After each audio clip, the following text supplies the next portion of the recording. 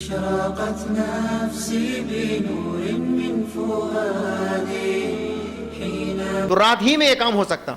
ہمارے گھر کے لوگ بھی جب سو جاتے ہیں پھر ہم اکیلے جگتے رہتے ہیں.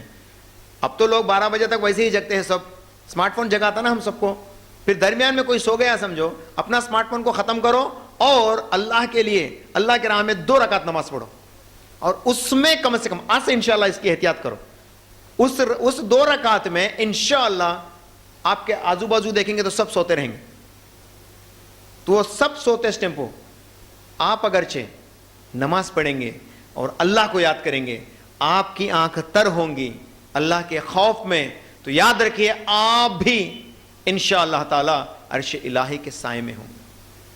ہمیں وہ موقع ملانا چاہیے, ہمیں اللہ تعالیٰ وہ موقع لانا چاہیے, ہمیں خود بنانا. اب اللہ لاتا بیٹھتا ہے بول کے نہیں نا, ہمیں خود بنانا. نیت کریں گے تو انشاءاللہ اللہ تعالیٰ جو ہے فیصلے کرنے والے, آگے بڑھانے والے ہیں. تو نیت کریں گے تو انشاءاللہ یہ کام دیکھیں. اور اللہ کے نبی صلی اللہ علیہ وسلم فرماتے ہیں,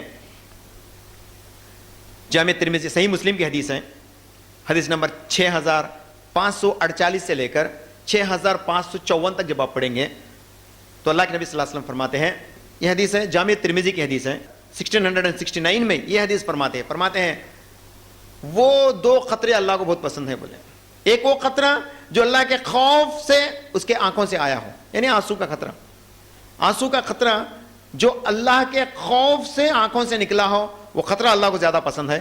نمبر 2 وہ قطرہ جو اللہ کی راہ میں جہاد کر کے یا اللہ کی راہ میں کچھ کام کرنے نکلے, کچھ خروچ آ گئی اور خون بہنے لگا, تو وہ خطرہ بھی اللہ تعالیٰ کو بہت پسند ہے. بولے اللہ اکبر. آنکھوں کو ہمیں جو ہے اللہ کی راہ میں نکلنا چاہیے. آنکھوں کو کبھی روئے ہم لوگ, میں میری بات کر رہا ہوں, اللہ بہتر جانتا ہے کہ میں بولنا بھی نہیں چاہتا, اللہ بہتر جانتا ہے اس چیز کو. آپ بھی یہ فیصلے دیکھیے, چند ایسے اعمال ہیں جو ہم پہلے میں جان بوجھ کر لا لیتے ہیں, ایسے دل میں تڑپ نہیں رہتی. اگرچہ کوئی مشکل آ گیا تو آٹومیٹک آنکھوں سے آنسو آ جاتے. تو آپ کیا کرتے ہیں, اللہ کی خوف کو لانے کی کوشش کیجئے. جب ہم گناہ کرتے ہیں فوراً ہم بدلتے ہیں کہ ہائے اللہ میرے سے گناہ ہو گئی, اب میں کیا کروں. تو اگرچہ اللہ اس گناہ کو پکڑے گا تو میرا کیا ہو جائے گا, ایسا سمجھیں گے تو انشاءاللہ ضرور آنکھوں سے آنسو آئیں گے. تو یہ آنسو اللہ کو زیادہ پسند ہے, یاد رکھیے گا. آپ اللہ سے ڈرتے ہیں اور آنکھیں تر ہوتی ہیں, وہ آنسو اللہ کو زیادہ پسند ہے. اور آپ راہ میں نکلتے ہیں اللہ کی, آپ کو خروچ آ جاتا ہے, جہاد کرنے کا تو مسئلہ ہی نہیں آج. اب کہاں کر سکتے جی جہاد, کہاں جائیں گے, کیا کریں گے. وہ آئسس والے بلاتے ہیں استغفر اللہ, وہ بھی ایک گدھے بن گئے ہیں اور دوسروں کو بھی جو گدھے بنا رہے پھر رہے ہوں. اسلام میں ایسی جہاد جائز نہیں ہے. جہاد کے لیے باقاعدہ شرط یہ ہے کہ وہ خلیفہ بنے, پہلا ایک پوری دنیا کا ایک خلیفہ بنے, پھر وہ خلیفہ حکم کرے کہ اب جہاد پہ جاؤ تو اس وقت جانا. کیا ہے کہ ہمارا سی ایم بولا جہاد میں جاؤ, پی ایم بولا جہاد میں جاؤ, نانا بولے جہاد میں جاؤ, ایسے نہیں ہوتا یہ جہاد. جہاد کے لیے ایک ترتیب بتائی گئی, ہم سب کا ایک حکمران بننا.